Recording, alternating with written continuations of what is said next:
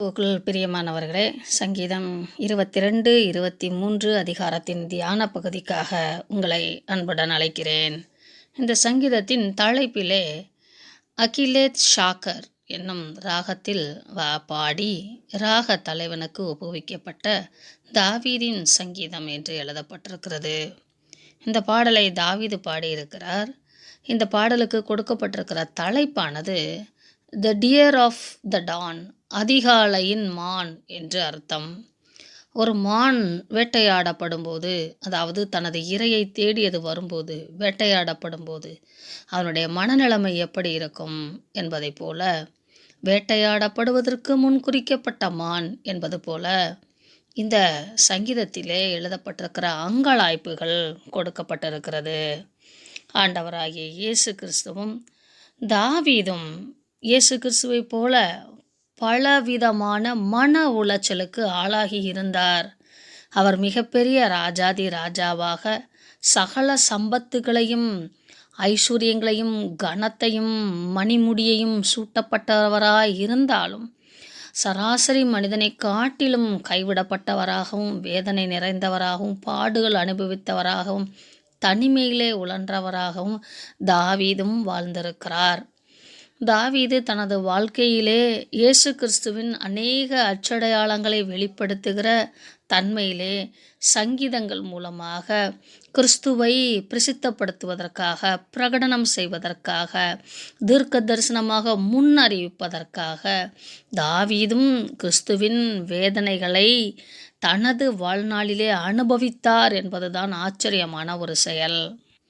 தாவீது தன்னுடைய வாழ்க்கையிலே தனது குமாரனாக, மேசியாவாக வரவிருக்கிற கிறிஸ்துவையே அதிகமாக சுட்டி காட்டுகிற வார்த்தைகள் நிறைந்த அற்புத சங்கீதம் என்று சொல்லலாம்.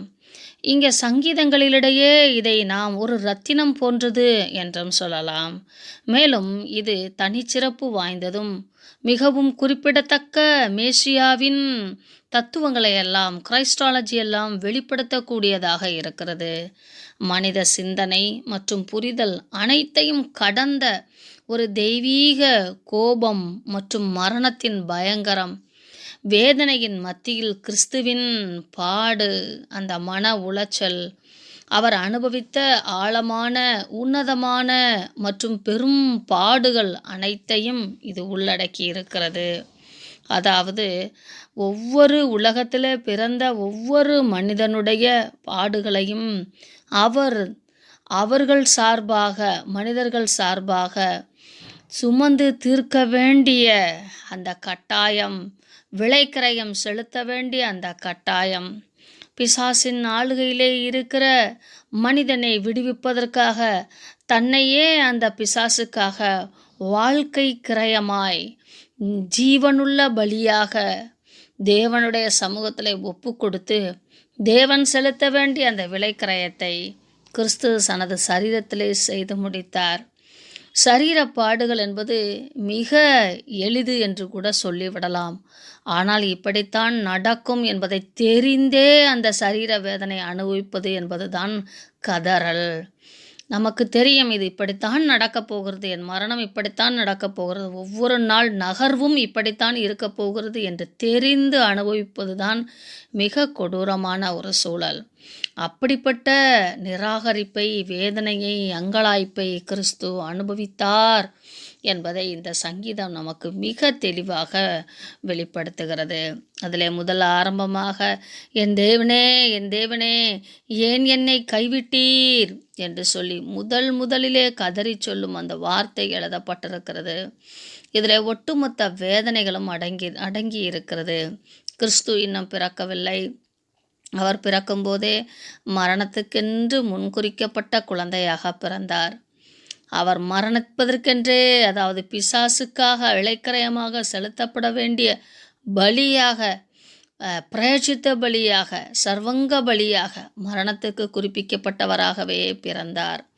அந்த தேவன் ஒரு குறிப்பிட்ட சூழ்நிலையிலே தெய்வீக தன்மையை முற்றும் இழக்க வேண்டிய ஒரு சூழல், அதைத்தான் என் தேவனே, என் தேவனே, ஏன் என்னை கைவிட்டீர் என்று சொல்லக்கூடிய நிலைமையிலே கிறிஸ்துவே பிதாவாகிய தேவன், பிதாவாகிய தேவனே கிறிஸ்து, தன்னிலே இருந்து வார்த்தையை அனுப்பி கொடுத்த அந்த ஆண்டவர் ஒரு குறிப்பிட்ட காலத்தில் முழுமையான அந்த ஆளுமை தன்மையை இழந்து தவிக்கும் அந்த தவிப்பின் அங்கலாய்ப்பு பாடலாக இந்த பாடல் அமைகிறது. இது மனதை மிகவும் உழுக்கும் காட்சி என்று நாம் உணரலாம். இதை நாம் வாசிக்கும்போது ஒவ்வொரு வார்த்தைகளையும் உள்வாங்கி உணர்ந்து அந்த பாடுகளிலே நாம் அனுபவிப்பது போல நம்மை நாம் பாவித்து கொண்டு வாசிப்போமானால் கண்களிலே நீர்த்தாரைகள் ஓடும். நமது வாழ்க்கையிலே நாம் சந்திக்கிற அத்தனை போராட்டங்கள், கஷ்டங்கள், பாடு அவை அனைத்தும் தூசி போல காணப்படும். ஆம் பிரியமானவர்களே, ஒவ்வொரு நாளும் பல போராட்டங்கள், பல வேதனைகள், மனிதர்களால் உண்டாகும் நிந்தைகள், இவை அத்தையும் அனுபவிக்கும் போது நமக்கு கிடைக்கக்கூடிய ஒரே பலன், என் தேவன் சிலுவை பாதையிலே இவ்வளவாய் அவர் பிறந்த நாள் முதல் அனுபவித்தார். ஒரு முறை உங்களை நீங்களே இப்படி கேட்டுக்கொள்ளலாம். நீங்கள் உங்கள் வாழ்க்கையிலே நிராகரிப்பை, வேதனையை, கவலையை, துன்பத்தை, மனிதருடைய அலட்சிய போக்கை, தவறான நியாய தீர்ப்புகளை எல்லாம் நீங்கள் பார்க்கும்போது, சுவாமி ஏசையா, நீர் இப்படியெல்லாம் வேதனைப்பட்டீரா, இப்படியெல்லாம் அவமானப்படுத்தப்பட்டீரா, நீர் இப்படியெல்லாம் நிராகரிக்கப்பட்டீரா, நீர் அண்ட சராசரங்களை ஆளுகை செய்கிற தேவனாய் இருந்தும் மனிதர்கள் உம்மை எவ்வளவாய் எள்ளி நகையாடி இருக்கிறார்கள் ஐயா, உம்மை எவ்வளவாய் கேவலப்படுத்தி இருக்கிறார்கள் ஐயா, நீர் இவ்வளவையும் அனுபவித்தீரா என்று ஒரு முறை கேளுங்களேன். உங்கள் துக்கமெல்லாம் உங்களை விட்டு பறந்து போகும். உங்களுக்குள்ளாக புரிய முடியாத ஒரு சமாதானம் உங்களை ஆட்கொள்ளும். இன்று கிறிஸ்து தனது பாடையும் மரணத்தையும் உணர்கிற பிள்ளைகளை தேடிக்கொண்டிருக்கிறார். உனக்காக நான் இதை செய்தேன் என்று நினைவு கூறுவாயாக என்று தேடிக்கொண்டிருக்கிறார். அந்த கண்ணோட்டத்தோடு கூட இந்த சங்கீதத்தை நாம் படிப்போமானால் மிக ஆழமான சத்தியங்களை நமக்கு அது கற்றுத்தரும். இயேசு கிறிஸ்துவானவர் சிலுவையில் தேவனிடமிருந்து பிரிக்கப்பட்ட அந்த மிக கொடூரமான நிகழ்வு என்பது ஆதி ஆதாம் பிதாவினிடத்திலிருந்து பிசாசினால் பிரிக்கப்பட்டான் அல்லவா, அதற்கு நிகராக இந்த காரியம் ஒரு வாழ்க்கையிலே நடந்தேறுகிறது. தாவீதுக்கு தேவன் வெளிப்படுத்தும் போது இந்த அளவுக்கு மேசியாவுடைய பாடு இருக்கும் என்று சொல்லியிருக்கிறார். தாவீதுக்கு தேவன் சொல்லும்போது உன்னுடைய வீட்டை நித்திய வீடாக நான் கட்டுவேன் என்று சொன்னார் என்று அதோடு நாம் முடித்து கொள்கிறோம். ஆனால் தேவன் அவனுடைய வாழ்க்கையிலே எப்படியெல்லாம் அவனுடைய சந்ததி கட்டப்படும், மேசியாவின் பிறப்பு எப்படி இருக்கும், மேசியாவின் செயல்கள் எப்படி இருக்கும், மேசியா தமது ஜனங்களை எப்படி கூட்டி சேர்ப்பார், மேசியா எப்படி தமது ஜனங்களுக்காக தன்னையே பலியாக ஒப்பு கொடுப்பார் என்று ஒவ்வொரு நாளும் படிப்படியாக வெளிப்படுத்தி இருக்கிறார். அநேக சங்கீதங்கள் அவர் ராஜாவாக அபிஷேகம் பண்ணப்பட்ட பின்பாக வெளிப்படுத்தப்பட்ட சங்கீதங்களாக காணப்படுகிறது. அவைகளெல்லாம் அவர் தாவீது உணர்வதற்கு முன்பாக அவர் இயேசு கிறிஸ்துவின் வாழ்வியலை தனது வாழ்க்கையிலே சில மணித்துளி அளவு, சில மலைத்துளி அளவு பயன்பட்டார், அதாவது அனுபவித்தார். தேவனால் பயன்படுத்தப்பட்டு அனுபவங்களை தந்து அதன் பின்பு வெளிப்பாடுகளை பெற்று அவர் அநேக சங்கீதங்களை எழுதினார். எந்த ஒரு மனிதனும் கிறிஸ்துவின் அந்த ஒவ்வொரு நாள், ஒவ்வொரு நிமிடம் அவர் அனுபவித்த சிலுவையில் அல்ல, அவர் இந்த பூமியிலே பிறந்ததிலிருந்து அவருடைய உயிர்த்தெழுதல் வரைக்கும் ஒவ்வொரு நிமிஷமும் அவர் தொந்தரவு செய்யப்பட்டார். பலவிதமான மன உளைச்சல்களுக்கு ஆளானார். இதை நமது வாழ்க்கையிலே நாம் அனுபவிக்காமல் உணர முடியாது. யாராகிலும் அப்படிப்பட்ட பாடுகளுக்குள்ளாக கடந்து செல்வீர்களானால் கிறிஸ்துவின் பாடுகளை நீங்கள் அனுபவித்து கொண்டிருக்கிறீர்கள். அதை அனுபவிக்கும் போது அங்கலாய்க்காமல், என் தேவனே, என் தேவனே, எனக்காக நீர் இவ்வளவாய் வாதிக்கப்பட்டீரா என்று நாம் கதறி அவர் சமூகத்திலே கெஞ்சும் போது இந்த சங்கீதம் ஆழமான ஒரு அர்த்தத்தை நமக்கு கற்றுத்தரும். மற்றொரு பாடமாக இயேசு கிறிஸ்துவானவர் இப்படி முழுமையாக கைவிடப்பட்டும் கலங்கவில்லை, கதறவில்லை. அவர் அப்பொழுதும் கூட என் தேவனே, என் தேவனே என்று தேவனை நோக்கி கூப்பிட்டார். நமக்கு நமது வாழ்க்கை முடிந்து விட்டது என்று நினைக்கும் போது கூட அதை நாம் தேவனிடத்திலே சொல்லலாம். தேவனை நோக்கியே அபயமிடலாம். தேவன் நம்மை மறந்தார், நம்மை விட்டுவிட்டார் என்று நினைக்கிற தருணம் வந்தாலும் கூட அதையும் அவரிடத்திலே சொல்ல வேண்டும் என்று சொல்லி இயேசு கிறிஸ்துவானவர் நமக்கு கற்றுக் கொடுக்கிறார். தாவீதும் அப்படி வாழ்ந்திருக்கிறார். 3ஆம் வசனம், அவரை பரிசுத்தர் என்று அழைக்கும் காரியத்தை நாம் பார்க்கும்போது சொல்லிலடங்காத மொழிக்கு அப்பாற்பட்ட பாடுகளை கொடுமைகளை அனுபவித்த நேரத்திலும் கூட பிதாவை பரிசுத்தர் என்றே அழைக்கக்கூடிய அளவுக்கு இயேசு கிறிஸ்துவனுடைய மனித ரூபமானது தேவனை எப்படி பற்றி கொள்ள வேண்டும் என்பதை நமக்கு கற்றுத்தருகிறது. 6ஆம் வசனம், நானோ ஒரு புழு, மனுஷன் அல்ல, மனுஷரால் நிந்திக்கப்பட்டும் ஜனங்களால் அவமதிக்கப்பட்டும் இருக்கிறேன். இதே இயேசு கிறிஸ்துவானவர், நானே உங்கள் ஜீவ அப்பம், நானே உங்கள் ஜீவ வாசல், ஜீவ வாழ்வுக்கான நித்திய வாசல், நானே உங்கள் நல்ல மேய்ப்பன், நான் தான் உங்கள் வழி, நான் தான் உங்கள் சத்தியம், நான் தான் உங்கள் ஜீவன், நான் தான் உங்கள் நீதி, நான் தான் உங்கள் இரட்சிப்பு, நான் தான் நல்ல திராட்சை செடி, என்னிலே நிலைத்திருந்தால் நீங்கள் கனி கொடுக்க முடியும். உங்களுக்கு ஆகாரமும் தண்ணீரும் தந்து உங்களை கனி உள்ளவர்களாய் மாற்றுகிறவர் நான் தான். நான் தான் உங்களுக்கு நித்திய ஜீவனை தரப்போகிற உயிர்த்தெழுதலும் ஜீவனுமாயிருக்கிறேன் என்று சொன்ன அந்த தேவன் நம்மை போல ஒருவராக, நம்மிலும் நீசனாக தன்னை ஒப்பு கொடுத்தார் என்பதை இந்த வேதவசனம் சொல்லுகிறது. நானோ ஒரு புழு, மனுஷன் அல்ல, மனுஷன் நீசனிலும் நீசனாக நிந்திக்கப்பட்டிருக்கிறேன், மனிதர்களால் நிந்திக்கப்பட்டிருக்கிறேன், என்னுடைய சிருஷ்டிகளால் நிந்திக்கப்பட்டிருக்கிறேன்.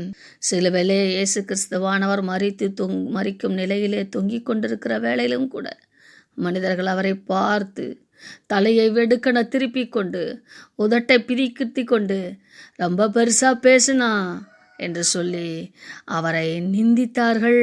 கர்த்தர் மேல் நம்பிக்கையாயிருந்தானே, அவர் இவனை விடுவிக்கட்டும் என்று சொல்லி பிதாவாகிய தேவனுக்கும் சவால் விடும் அளவுக்கு நிந்தனை இருந்தது. இயேசு கிறிஸ்துக்கு மாத்திரமல்ல, பிதாவுக்கும் சோதனை, பிதாவுக்கும் சவால், பிதாவையே கேள்வி கேட்கும் அளவுக்கு மனிதர்களுடைய துணிகரம் இருந்தது. இந்த நிகழ்வை நாம் மத்தேயு 27ஆம் அதிகாரம் 39ஆம் வசனத்திலிருந்து 44ஆம் வசனம் வரைக்கும் வாசித்து பார்க்கும்போது தேவனுக்கும் கிறிஸ்துவுக்கும் இடையாக எவ்வளவு பெரும் அந்த பிளவு உண்டாயிருந்தது, மனிதர்களால் உண்டாயிருந்தது என்பதை நாம் புரிந்து கொள்ளலாம். கிறிஸ்துவின் நம்பிக்கையே கேள்விக்குறியாக்கும் மக்கள் தேவனின் அன்பையே கேள்விக்குறியாக்கும் மனிதர்களாய் மாறி இருந்திருக்கிறோம் என்பதிலே யோசித்து பார்க்கும்போது எவ்வளவு கேவலமான எண்ணங்களை உடையவர்களாய் நாம் வாழ்ந்திருக்கிறோம் என்பது புரியும். இப்படிப்பட்ட பொல்லாத மனிதர்களாகிய நம்மீது அவர் இவ்வளவு கருணையும் இரக்கமும் அன்பும் கொண்டிருப்பதற்கு நாம் எம்மாத்திரம் என்பதை புரிய முடியும். ரட்சிக்கப்பட்ட ஒவ்வொருவரும் இந்த வார்த்தைகளை ஒவ்வொன்றையும் உணர முடியும். நம் சொந்த ஜனங்களால் நிராகரிப்பை, வேதனையை, நமக்கு மிக நெருக்கமாயிருக்கிறவர்களால் உண்டாகக்கூடிய அவமானங்களை நாம் அனுபவிக்கும் போது கிறிஸ்து இந்த பாடுகளை, மரணங்களை எனக்காக அனுபவித்தார் என்று உணர்ந்து கொள்வதற்கு அது மணித்துளி, ஒரு அளவு துளி என்பதை நாம் புரிந்து கொள்ளலாம். 9ஆம் வசனத்திலிருந்து வாசித்து பார்க்கும்போது கிறிஸ்துவை தேவன் படைத்தார் என்றும், கிறிஸ்து இப்படித்தான் பிறக்க வேண்டும் என்று சொல்லி தேவன் நியமித்தார் என்றும், அவருடைய பிறப்பின் கருவிலே உருவாகும் முதல் கொண்டு மரணத்தை ருசி பார்க்கும் வரைக்கும் தேவன் மேலே நம்பிக்கையாயிருக்க பண்ணினார் என்றும், இன்னது நடக்கும் என்று தெரிந்தே தேவனை நம்பியே அவர் அந்த பாடுகளை அனுபவித்தார்.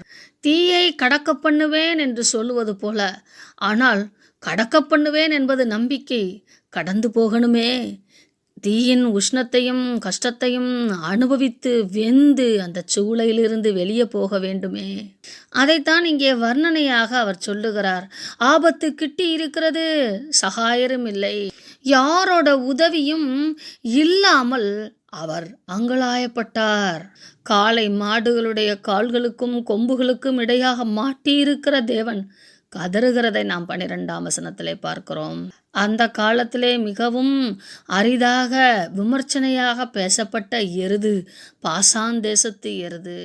இரட்சிப்பின் செயலை அவர் தன்னிச்சையாக செய்து முடிப்பதற்காக யூத தலைவர்கள் யூத மார்க்கத்திலே இருந்த பொறுப்பாளர்களை காளைகளாக எருதுகளாக அவர்கள் கையிலே மாட்டிக்கொண்டு சின்னாபின்னமாயான தனது நிலையை அங்கே விவரிக்கிறார். இந்த நிலையை கண்டு அவருடைய இருதயம் மெழுகு போல உருகிற்றாம்.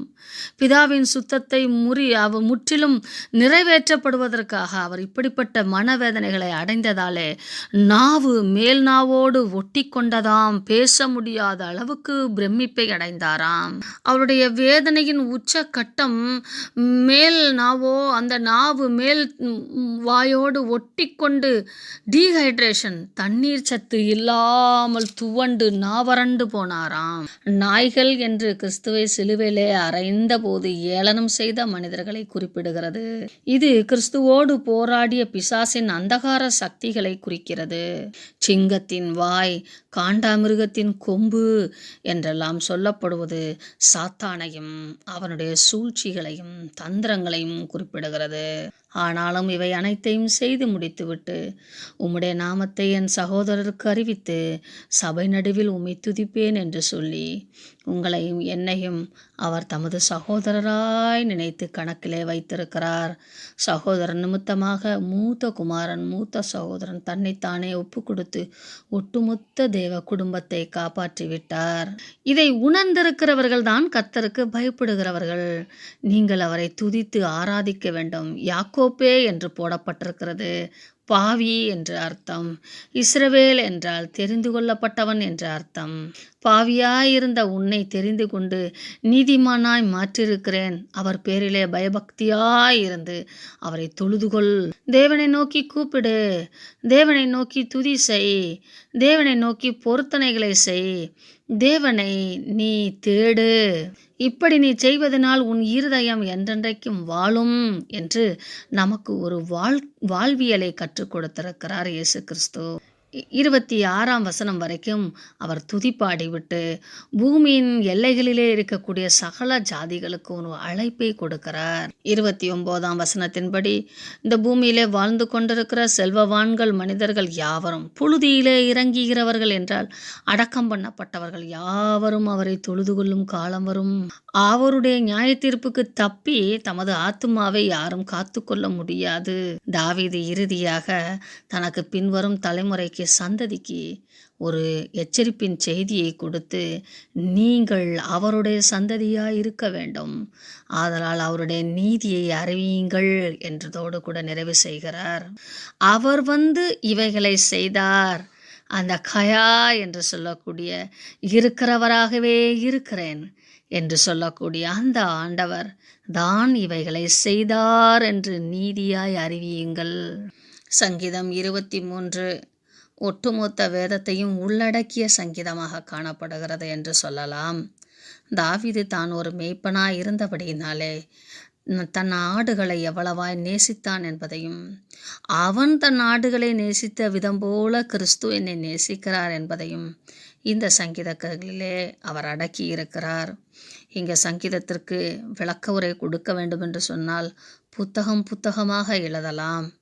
ஒவ்வொரு மனிதனுடைய தனிப்பட்ட வாழ்க்கையிலே ஒவ்வொரு நாளும் நாம் பின்பற்ற வேண்டிய, நம்ப வேண்டிய, விசுவாசித்து நடக்க வேண்டிய, ஜெபிக்க வேண்டிய, போராட்டங்கள் மத்தியிலே கிறிஸ்துவை பற்றி பிடித்து கொள்ள வேண்டிய, அவருடைய வேத வசனமாகிய கோலையும் தடியையும் பரிசுத்த ஆவியானவரின் வேத வசனத்தையும் நமது வாழ்க்கையிலே கடைபிடித்து தேறுகிறவர்களாய் இருப்பதற்காகவும், அப்படி அவரை நாம் சார்ந்து கொள்ளும்போது நமக்கு விரோதமாய் வருகிற சத்துருக்களை அவர் அதம் பண்ணி அவர்கள் கண்காண நம்மை உயர்த்தி அபிஷேகம் பண்ணி பாத்திரத்தை நிரம்ப பண்ணி வழிந்தோட செய்கிறவராய் இருக்கிறார் என்றும், ஜீவனுள்ள நாளெல்லாம் என்றால் நித்திய காலமாக நன்மையும் கிருபையும் தான் என்னை தொடரும். நீங்கள் எனக்கு தீங்கு செய்யலாம், ஆனாலும் அவைகளை நன்மையாய் மாற்றுகிற கர்த்தர் என்று மிகப்பெரிய நம்பிக்கையை தரக்கூடியதாகவும் 22ஆம் சங்கீதத்திலே கொடுக்கப்பட்டிருக்கிற பாடுகளையும் மரணங்களையும் நான் அனுபவித்தாலும் ஒவ்வொரு தனிப்பட்ட மனிதனுடைய வாழ்க்கையிலே நீ தேவனை கர்த்தரை மேய்ப்பராய் ஏற்றுக்கொண்டிருப்பாயானால், அவருடைய வழிகளிலே நடப்பாயானால், அவருடைய ஆளுகையின் கீழ் இருப்பாயானால், அவருடைய பராமரிப்பு, அவருடைய கண்காணிப்பு உன்மேல் இருக்கும். தீங்கு ஒன்றும் உனக்கு நேரிடாதபடிக்கு தனது ஜீவனை கொடுத்து உன்னை மீட்டெடுப்பார். இந்த சங்கீதத்தை நல்ல ஒரு மேய்ப்பனுடைய கோணத்திலே நாம் தியானிக்கலாம். இந்த சங்கீதத்தை நாம் நிராகரிக்கப்பட்ட சூழலிலே தேவனை நம்பி வாழும் சங்கீதமாக தியானிக்கலாம். இந்த சங்கீதத்திலே அரசனாக, தீர்க்கதரிசியாக, ஆசாரியராக, பாடகனாக, இசை வல்லுநனாக இப்படியெல்லாம் நாம் அதை தியானிக்கலாம். தேவனோடு உள்ள நெருங்கிய உறவை நாம் தியானிக்கலாம். மனிதர்களால் வேட்டையாடப்பட்டு மரண இருளின் பள்ளத்தாக்கிலே நடந்தாலும் நாம் தேவனை பற்றி இருக்கிறேன் என்ற நம்பிக்கையிலே வாழலாம். கர்த்தர் நம் வாழ்க்கையிலே எப்படி செயல்படுகிறார் என்றும், தேவன் மேலே மனிதன் எப்படி நம்பிக்கையை வைக்க வேண்டும் என்று சொல்லியும், தாவீதின் விசுவாசத்தின் அடிப்படையிலே இதை நாம் தியானிக்கலாம். இங்கே இந்த சங்கீதத்துக்குள்ளாக தேவனுடைய ஒட்டுமொத்த குணங்களையும் பெயர்களையும் அடக்கி விடலாம். யெகோவா நிஷி, யெகோவா ஷாலோம், யெகோவா ஷம்மா, யெகோவா ரூவா, ஜெகோவா ஜேரே, எல்லா பெயர்களும் இந்த சங்கீதத்துக்குள்ளாக அடங்கும். அவர் போஷிக்கிறவராக, மேய்ப்பராக, சுகப்படுத்துகிறவராக, பாதுகாக்கிறவராக, ஜெயத்தை தருகிறவராக, சேனைகளின் கர்த்தராக, இப்படி தேவனின் ஒட்டுமொத்த நாமமும் இந்த சங்கீதத்துக்குள்ளாக அடங்கும். இந்த சங்கீதம் நமக்கு மிகவும் மனப்பாடமாய் தெரிந்த சங்கீதமாகும். நமக்கு மிகவும் விருப்பமான சங்கீதமாக இருந்தபடினாலே இந்த சங்கீதத்தை குறித்தான அநேக மேன்மையான என்னால் முடிந்த அளவுக்கு கருத்துக்களை கொடுப்பதற்கு தேவன் உதவி செய்தார். இன்னும் சொல்லப்போனால் ஒவ்வொரு நாளும் இந்த சங்கீதத்தை பொறுமையாக, நிதானமாக, வார்த்தைகளை உணர்ந்து நம்பிக்கையோடு சொல்லுவோம் என்றால் அது நமது நாடி நரம்புகளெல்லாம் சுகப்படுத்தக்கூடிய சங்கீதமாய் காணப்படும். சரீர சுகமும் ஆன்மீக பலனும் நல்ல புரிதலுள்ள ஒரு ஆவி நிலையிலே தேவன் மேலே நான் நம்பிக்கை வைப்பதற்கு, தொடர்பு கொள்வதற்கு இந்த சங்கீதம் நமக்கு உறுதுணையாக இருக்கும். இன்னும் இந்த சங்கீதத்தில் ஆடுகளின் பண்பு, ஆடு எப்படி மேய்ப்பனை சார்ந்திருக்க வேண்டும் என்று தியானிக்கலாம். மேய்ப்பனின் பண்பு என்று சொல்லி மேய்ப்பன் எப்படியெல்லாம் ஆடுகளை பராமரிக்கிறான் என்று கற்றுக்கொள்ளலாம். இப்படி பல தலைப்புகளிலே இந்த சங்கீதத்தை நாம் ஆராய்ச்சி செய்து படிக்க ஒரு அரிதான அற்புத சங்கீதம், எளிதான சங்கீதம், மிகவும் எல்லோராலும் பயன்படுத்தப்பட்ட சங்கீதம்.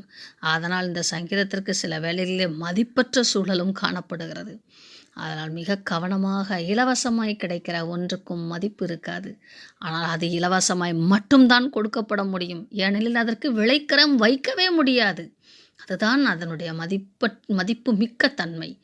ஆதலால் இந்த சங்கீதத்தை நம் வாழ்நாளிலே மிகவும் அற்புதம் பெற்றுக்கொண்ட நாம் அற்புதமாய் இதை கொண்டாட கற்றுக்கொள்வோம். தேவன் தாமே உங்களை ஆசீர்வதிப்பாராக. ஆமென்.